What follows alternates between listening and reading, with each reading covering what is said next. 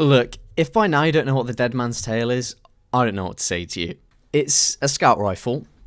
That weapon class that dominates long range but isn't the best at close range?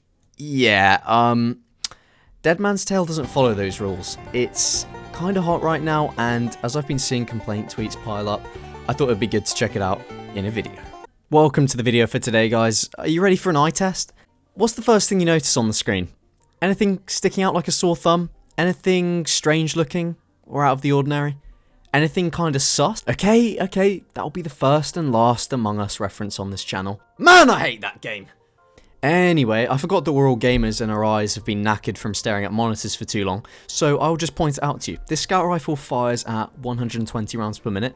It's the only scout rifle in the game with this rate of fire currently, and that makes it kinda unique already. Also, its design is completely unique, never seen anywhere in Destiny 2, or anywhere in any other game for that matter. Wait, so you mean to tell me that there's a gun that looks exactly the same and basically does the exact same thing in Overwatch? For real though, I do understand that obviously some designers are going to be inspired by certain things and come up with concepts that are very similar to others. I think it's a cool gun. I think the reload animation is really sick. I think it sounds amazing and it feels really good to use. But let's talk balance here. Let's talk why I think it's a problem, or probably a better way of saying that would be the problems with it and not necessarily that it's a problem, because honestly it's not used that much. And I've been talking to some people who play console and getting their opinions on it, and obviously it's a completely different sandbox. My experience with the weapon is on PC. That's where I play with the gun, that's where I play against it. I will try my best to incorporate console into this video as well, because I know there are a lot of you guys that play on console, and I have been speaking to people that play console, so I kind of have an idea of what it's like over there as well. Anyway, the normal gun is basically just a normal scout rifle. I mean, it's just a good looking, pretty cool scout rifle. It's got a perk called Cranial Spike, which when you chain precision hits increases precision damage. That's not a problem really. I mean, even if it was a problem, it requires hitting precision shots in the first place, and I don't have a problem with powerful perks as long as it at least takes a tiny bit of skill to activate them. The main problem with the gun is, of course, the catalyst, and you probably, if you have heard of the gun, you'll know what the catalyst does. Going back to that old that Overwatch joke, it does the exact same thing as Ash's gun. So basically, when you hipfire, it fires at 150 RPM instead of 120. Thing is, it retains all of that damage and range, and it has all hipfire penalties removed. The more balanced-minded of you may be starting to see where this gun becomes a problem, and I have two main problems with this weapon, but I do also have suggestions of how to rectify them. Problem 1. It invalidates a pre-existing exotic weapon, the Last Word. And I know they're both Tex Mechanica weapons and they're supposed to be, you know, similar design and accurate hip firing, but in my opinion the Dead Man's Tale does the Last Word's job, but at an infinite range and infinitely better. I mean, it has a more forgiving time to kill. You need one headshot, two bodies most of the time, or two heads, one body. Last Word needs 3 headshots for an optimal time to kill. So, Cleavesy, you're saying we should delete the Dead Man's Tale because you don't like it, and in fact, that's not what I'm saying at all, and I'd love for both weapons to be able to coexist in the sandbox. I think they're both great, I think they're both cool, and I think they're both fun to use. Problem number 2, which is my main problem with the exotic, and it's not that it's too OP or that it kills too fast, although that is a little bit on the crazy side.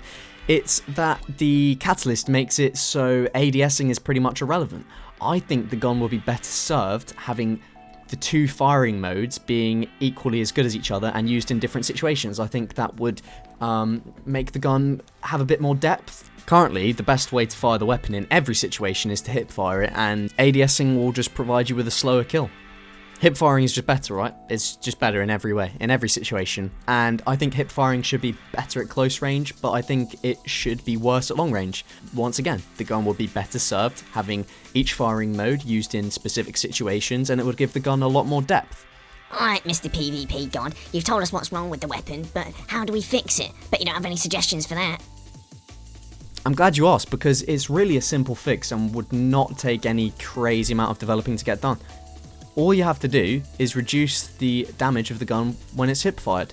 Now, I've done about 2 minutes of maths to figure this out, but my preliminary suggestion would be to reduce hip-fire damage by around 20%, make it do 64 to the head, still hits pretty hard, it would do around 44 to the body, I think. I'm not too sure, honestly. Making the optimal hipfire time to kill require 2 heads and 2 bodies instead of 2 heads and 1 body. It's 1 extra shot. It would make you a little bit more vulnerable at close range, but I think using a scout rifle, that's just a risk you have to take. But one thing that's important to remember is that you are using a scout rifle, and any other scout rifle you'd get mauled at close range by everything, and rightly so. So with the Dead Man's Tale, it would just make you a little bit less vulnerable at close range.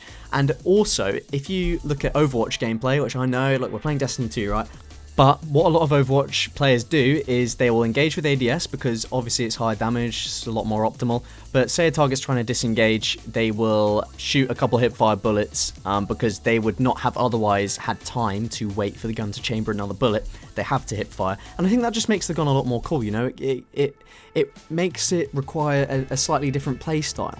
And what it would also do is make it so that hipfire is not the only way to use the Dead Man's Tale, and the ADS excels at long range, and hipfire is pretty darn good at close range as well. And I think for an exotic scout rifle, that's enough. You know, it's got unique design, and it would have this bonus of making you a bit more dangerous at close range, but it wouldn't completely dominate every single range with this crazy time to kill.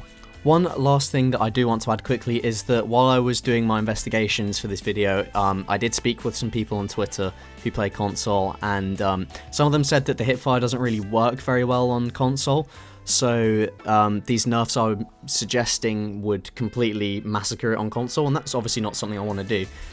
So somehow I would like to see Bungie fix the hipfire on console. I don't know exactly what the problem is, but of course, we don't want the gun to become unusable on one platform and usable on another. Anyway, guys, let me know what you thought about these changes that I suggested. It's important to note that these are just the ramblings of a PvP player with too many hours in Destiny 2. But I do think these are fair, and I do think it would add more layers to the gun and how you use it, and I think that's only a good thing. And I do think the gun's a bit of an outlier, so let me know if you agree with me in the comments, what you do, if you do anything differently to address the gun, if you completely disagree and think the gun's fine, let me know in the comments as well. And it also really helps the algorithm if you upvote this video, which I would really appreciate. And I will be uploading regularly, guys. I mean, I know I've said this before, but I feel I can really bring some unique perspectives to PvP content in Destiny and offer up my expertise. So thank you for watching, guys, and I will see you in the next video.